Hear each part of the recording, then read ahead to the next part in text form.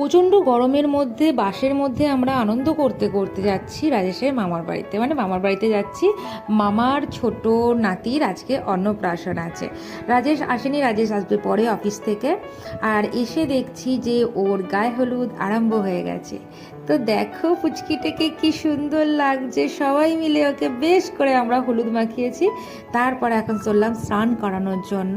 পুকুরটার অবস্থা, মানে ঘাটের অবস্থা খুবই খারাপ। তারপর স্নান টান করিয়ে নিয়ে ওকে ফিরে প্রথমেই ওকে খাওয়ানো হচ্ছে পায়েস, কারণ এটাই রিচুয়ালস রয়েছে যে প্রথমে পায়েস খাবে, তারপরে সব রকম সাজিয়ে ওকে দেওয়া হয়েছে।